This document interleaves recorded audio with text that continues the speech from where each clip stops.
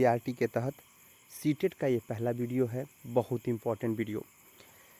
One महोत्सव को वृक्षारोपण महोत्सव भी कहा जाता है। यह वर्षा ऋतु के प्रतिवर्ष 1 से लेकर 7 जुलाई तक मनाया जाता है। इतना ध्यान रखना है कि यह 1 से लेकर 7 जुलाई के बीच बनाया जाता है। यह 7 दिन तक चलता है और इसमें क्या करते हैं, वृक्ष को रोपते हैं। ठीक है ना, ये ध्यान रखना है। जिसमें लोग क्या करते हैं, पर्यावरण की सुरक्षा के लिए या रक्षा के लिए वृक्ष को क्या करते हैं, लगाते हैं, जिससे पृथ्वी हमारी क्या रही, हरी भरी रहे। तो 1 से लेके 7 जुलाई तक ध्यान रखेंगे।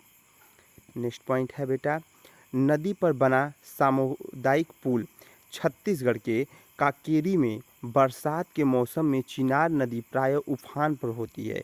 इस कारण सामानों और वाहनों का आवागमन बहुत कठिन हो जाता है और विद्यालय और चिकित्सक तक पहुंचने पर एक बड़ी चुनौती बन जाती है। कहने का अर्थ है कि छत्तीसगढ़ में एक कांकेर जगह है, वहाँ पे क्या होता है, जब बारिश होती है तो ये चिनार नदी जो है बहुत ज़्यादा बाढ़ आने के कारण वहाँ के लोग एक जगह से दूसरी जगह पर नहीं जा पाते हैं। तो वो क्या करते हैं कि एक पुल बनाते हैं और पुल को है लोगों के द्वारा ही तैयार किया जाता है। पुल इसलिए बनाया जाता है कि बच्चे यहाँ से इसी पुल से स्कूल चले जाएं और इसी पुल से वो चिकित्सक चले जाएं या इसी पुल से लोग काम करने चले जाएं।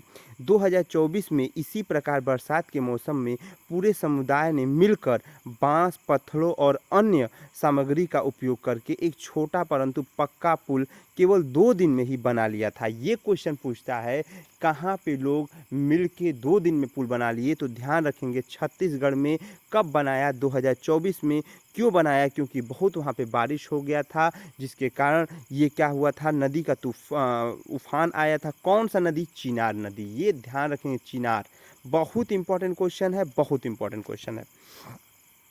मानव समुदायों की भांति चींटियां भी झुंड में एक बड़े समुदाय जैसे रहती हैं, जहां प्रत्येक चींटी एक विशेष काम करती हैं। कुछ चींटियां भोजन एकत्रित करती हैं, कुछ बच्चे संभालती हैं तथा कुछ घर की रक्षा करती हैं। क्या करते हैं, जैसे हम लोग समुदाय में रहना पसंद करते हैं, उसी प्रकार से चींटियां भी समुदाय में रहना पसंद करती हैं। और देखेंगे चींटियां क्या करती हैं कि एकदम कोई भी चींटी चलती है तो लाइन से चलती है। ये एक विक्षोभ उत्पन्न करती है, एक गंध उत्पन्न करती है, जो दूसरी चींटी सूंघ के उसके पीछे पीछे चलती रहती हैं। और वह सब क्या करते हैं, अपने में काम बांटी रहती हैं। कोई क्या करता है, भोजन बनाता है, कोई उनके बच्चों को देखता है, कोई भोजन को खराब ना कर दे वो देखता है। ये ध्यान रखेंगे, बहुत इंपॉर्टेंट क्वेश्चन है। ठीक उसी प्रकार जैसे मानव समुदाय में लोग मिलकर जीवन को उत्तम बनाने के लिए हर अपना काम बांटे रहते हैं। मधुमक्खियाँ भी एक समुदाय की तरह काम करती हैं, जहाँ प्रत्येक सदस्य कोई विशेष कार्य करता है। जैसे चींटियाँ करती हैं उसी तरह मधुमक्खियाँ भी करती हैं। और मधुमक्खियाँ जो होती हैं, जो भिन्न भिन्न की आवाज़ होती हैं, वो उनके गाने की आवाज़ होती है। ध्यान रखेंगे, भिन्न भिन्न की जो आवाज़ होती है वो उनके गाने की आवाज़ होती है। जब पत्तों को गड्ढे में गाड़ दिया जाता है तो वे जो खाद बन जाता है और मिट्टी की गुणवत्ता को बढ़ाता है। ध्यान रखेंगे, आप क्या करिए, एक गड्ढा करिए, जो कंपोजिट खाद होता है, गड्ढा करिए और गड्ढे में क्या करिए, जो सड़े जैसे ये पत्ते हो गए और जो भी खाद जैसे आप केले के छिलके हो गए, सबको ले आके उस गड्ढे में ढक दीजिए। कुछ दिन के बाद आप कम से कम 3 से 4 महीने ढके रहिए और उसके बाद उस गड्ढे को खनिए। वह जो खाद बनेंगे वो जैविक खाद बनेगा और वो क्या करेगा, मिट्टी की गुणवत्ता को बढ़ा देगा। उड़का माद बहू का पहला दिन 14 जनवरी को असम में आनंद भोज और एकजुटता का समय होता है। इस दिन वहाँ के लोग मिलकर बांस और सूखी घास से एक झोपड़ी बनाते हैं, जिसे भेला घर कहते हैं। ध्यान रखेंगे, बिहू जो असम में पड़ता है, और असम में जो घर बनते हैं वो बांस पे बनते हैं, 10 से 14 फीट ऊंचाइयों पर बनते हैं, क्योंकि वहाँ पे क्या होता है, बारिश ज़्यादा होती है। तो उड़का माघ बिहू का पहला दिन है। उड़का माघ बिहू का कौन सा दिन है ये पूछेगा तो पहला दिन है। कब है, तो 14 जनवरी को मनाया जाता है।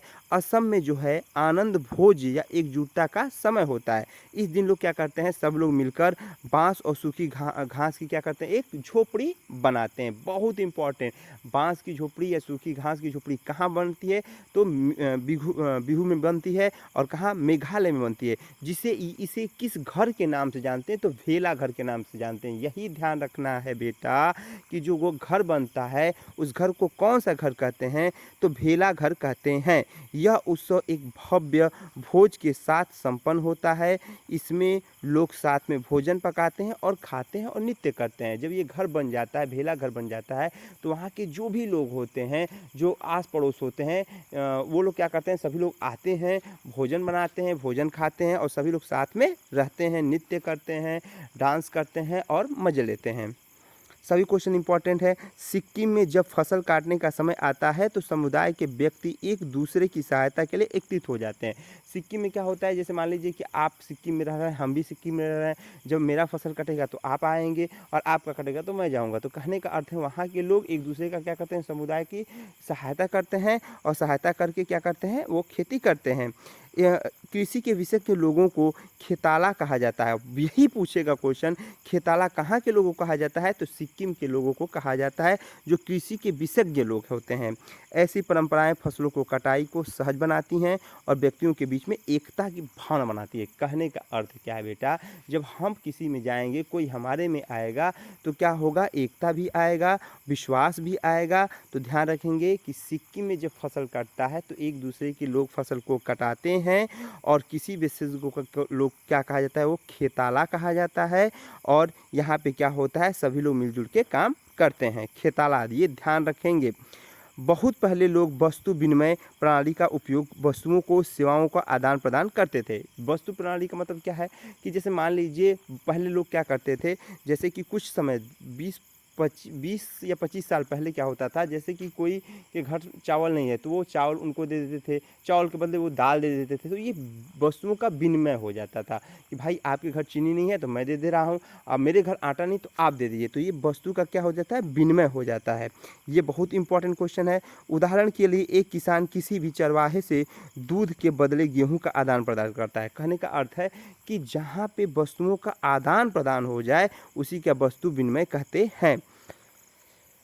चश्मेदार बंदर, चश्मेदार बंदर जो होता है त्रिपुरा का एक राज्य पशु है। इसकी आँखों के चारों ओर सफ़ेद घेरों जैसे ऐसे प्रतीत होता है जैसे कि चश्मा पहना हुआ हो। एक चश्मेदार बंदर है जो त्रिपुरा में पाया जाता है और उसकी आँखों के चारों तरफ क्या होता है, घेरा बना है। वो घेरा सफ़ेद सफ़ेद बना हुआ है और इसे क्या कहते हैं, स्पेक्ट्रल्ड मंकी कहा जाता है। क्या हम जानते हैं बारहसिंघा जो है उत्तर प्रदेश का क्या है, राजकीय पशु है। ध्यान रखेंगे, बारहसिंघा। गोड़ कला दीवालों पर प्राकृतिक रंगों की जाने वाली एक चित्रकला है। कलाकार इसमें पेड़, पशु, पक्षी और मनुष्य के चित्र बनाते हैं। ये क्वेश्चन पूछता है कि गोड़ कला क्या है, तो गोड़ कला क्या है, ये एक क्या होता है, प्राकृतिक रंगों से ये चित्र बनाया जाता है। और इस चित्र में क्या क्या बनाया जाता है, तो पेड़ बनाए जाते हैं, पशु के चित्र बनाए जाते हैं, मनुष्यों के चित्र बनाए जाते हैं। और ये गोड़ कला क्या है भैया, एक चित्र है, बस इतना ही ध्यान रखना है। जेड़ू कुरबा कर्नाटक की एक जनजाति है। इनका नाम जेड़ू शब्द से आया है। इसका अर्थ है शहद। ध्यान रखेंगे, जेड़ू कुरबा क्या है, तो ये कर्नाटक की एक जनजाति है।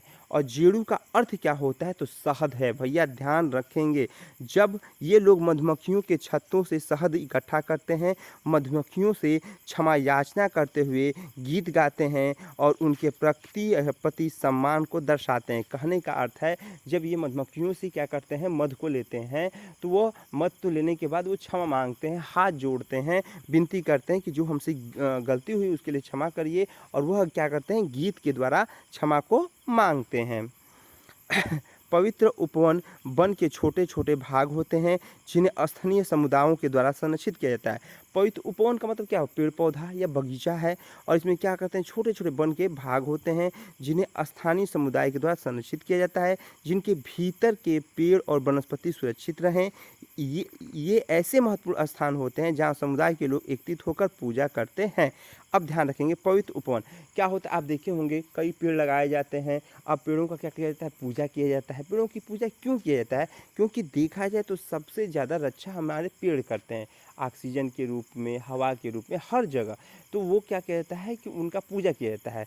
तो वही है पवित्र उपवन का मतलब क्या है कि छोटे छोटे पेड़ लगाए जाते हैं, उनकी पूजा किया जाता है और उनका मतलब सुंदरता से रखा जाता है कि हमको भी अच्छा रहे।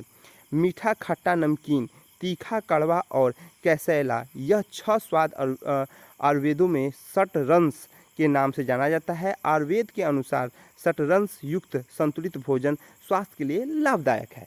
कहा जा रहा है, पहले पूछेगा कि शतरंश क्या है, तो इसमें क्या होता है, मीठा, खट्टा, नमकीन, तीखा, कड़वा, कसैला, ये 6 स्वादों से मिलकर बना है। तो आप कह सकते हैं शतरंश एक प्रकार की नमकीन है। ये 6 स्वाद आयुर्वेदिकों से मिलकर बना हुआ है।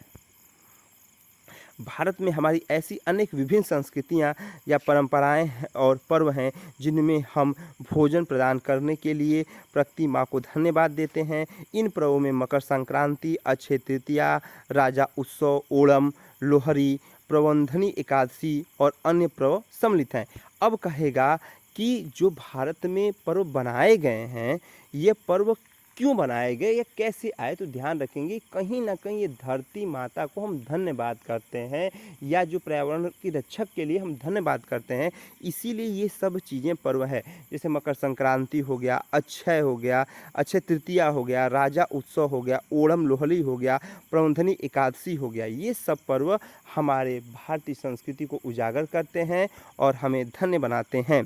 पहले के समय के लोग कागज़ के स्थान पर विभिन्न अन्य वस्तुओं का उपयोग करते हैं। अब ध्यान रखेंगे, पहले लोग क्या करते थे कि कागज़ की जगह पर कुछ विभिन्न चीज़ों का उपयोग करते थे, तो उसके बारे में जानेंगे। वे लिखने के लिए कपड़ों, पत्तों या लकड़ियों के तख्तों का भी उपयोग करते थे। भारत के लोग ताड़ के पत्तों पर भी उपयोग करते थे, जिन्हें ताड़ पत्र कहते हैं। ये क्वेश्चन पूछ सकता है मेरे भाई कि ताड़ पत्र का प्रयोग क्या करते थे, तो पहले लेटर लिखा जाता था, तो जब कागज़ नहीं होता था तो वह पत्र पर मतलब कि पत्ते पर लिखा जाता है, और उस पत्ते पर लिख के एक जगह से दूसरी जगह पर भेजा जाता था, और जो भेजा जाता था या उसका यूज किया जाता है उसी को ताड़ पत्र के नाम से जाना जाता था। कागज़ बनाने के लिए केले के रेशे और पर्यावरण अनुकूलित सामग्री का भी उपयोग किया जाता है। कहने का अर्थ ये है बेटा कि अब हम जब कागज़ बना रहे हैं तो जो केले के पेड़ होते हैं उसमें एक रेशे निकलते हैं, उस रेशे का उपयोग करके हम लोग बनाते हैं।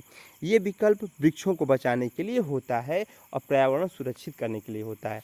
आप भी जानते हैं कि जो पेड़ कटते हैं वो क्या करते हैं, कुछ उससे कागज़ बनता है, तो पेड़ों को रक्षा करने के लिए हम केले का उसका उपयोग करके बनाते थे।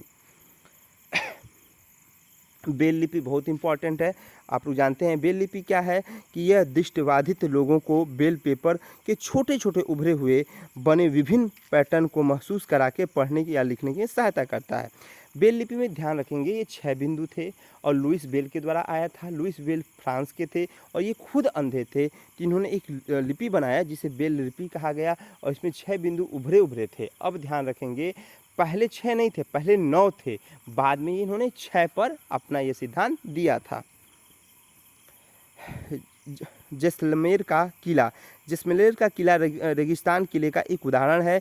उसकी ऊंची और मोटी दीवारें सुनहरे रंग की बलुआ पत्थर से बनी है। अब ध्यान रखेंगे, जैसलमेर का किला कहाँ है, तो रेगिस्तान, जो कि किले का एक उदाहरण है, और इसमें क्या है, ऊंची और मोटी दीवारें बनी हुई हैं, और ये जो भी दीवारें हैं वो पत्थर से बनी हुई हैं। ध्यान रखेंगे, यह किला इस क्षेत्र के सबसे अधिक जनसंख्या वाले किलों में से एक है। सत्यजीत रे ने अपनी फिल्म सोनार केला में इस किले का व्यापक रूप दिखाया था। ध्यान रखेंगे, ये पूछ सकता है किस फिल्म में दिखाया गया था व्यापक रूप, तो सत्यजीत रे अपनी फिल्म में सोनार केला, किस फिल्म में बेटा, सोनार केला में ये दिखाया था। ये बहुत इंपॉर्टेंट क्वेश्चन है, ध्यान रखेंगे। हाँ, तटीय राज्यों में समय समय पर चक्रवात आते रहते हैं। लोग चक्रवात का अध्ययन करते हैं और जीवन तथा संसाधनों की रक्षा के लिए उपाय बनाते हैं। अब यहाँ पे क्या होता है, बीच बीच में क्या आता रहता है, चक्रवात आते रहते हैं, तो चक्रवात से बचने के लिए यहाँ के लोग क्या करते हैं, उपाय करते हैं, और क्या करते हैं, उपाय करने के लिए अनेक उपाय करते हैं। तो हाल के वर्षों में उड़ीसा सरकार ने चक्रवातों के दौरान लोगों को बचाने के लिए प्रारंभिक चेतावनी दिया। अग्रिम तैयारी और प्रभावी प्रबंधन हेतु राष्ट्रीय और अंतर्राष्ट्रीय पुरस्कार जीते गए। कहने का अर्थ है कि अब सरकार क्या कही, चेतावनी देने लगी। आप देखे होंगे कि मोबाइल पर चेतावनी आ रही है, उसी प्रकार से चेतावनी देना प्रारंभ कर दिया। नेक्स्ट, लुसोंग और नामसूंग सिक्किम के सबसे महत्वपूर्ण पर्व है। अब ध्यान रखेंगे, लुसोंग और नामसूंग कहाँ के पर्व हैं? तो सिक्किम के। बेटा एकदम एनसीईआरटी है, प्योर एनसीईआरटी बताया जा रहा है। हर जहाँ से एनसीईआरटी का चीज़ें हैं वही बताया जा रहा है, ये पूरा एनसीईआरटी चल रहा है बेटा। तो लुसोंग और नामसूंग क्या है? सिक्किम के क्या है? पर्व हैं। ध्यान रखें, ये क्वेश्चन पूछ सकता है कि लुसोंग और नामसूंग क्या है, तो यह सिक्किम के पर्व हैं। ये उल्लासमय पर्व सिक्किम नव वर्ष के आरंभ का प्रतीक है। जब मतलब नव वर्ष आता है तो उस समय यह किया जाता है, इसीलिए यह है। यह किसानों के कठिन परिश्रम का उत्सव मनाने का अवसर है। लोग विभिन्न स्थानीय व्यंजनों या पारंपरिक खेलों और चाम नामक मुखौटों को पहनकर नृत्य करते हैं। कहने का अर्थ है कि यह मतलब जब ये पर्व होता है तो लोग खुशी से, बहुत लोग अपने अनेक अनेक चीज़ें बनाते हैं और ये क्या करते हैं, मुखौटा पहनकर नृत्य करते हैं और हंसते गाते रहते हैं। और यह खेल क्या होता है, पारंपरिक खेलों की तरह होता है। तो ये रहा एनसीईआरटी। ये एनसीईआरटी अभी कक्षा 4 का है। कल एनसीईआरटी कक्षा 5 का आएगा और कक्षा 3 का आएगा। उसके बाद एनसीईआरटी कंप्लीट होगा। उसके बाद कुछ जो पॉइंट हैं उसको बताया जाएगा, तो ये आपका ईवीएस कंप्लीट होगा। और आपकी सुपर टेट के भी वीडियो आएंगे, सी टेट सुपर टेट दोनों का वीडियो आएगा। हर हर महादेव, जय हिंद, जय भारत।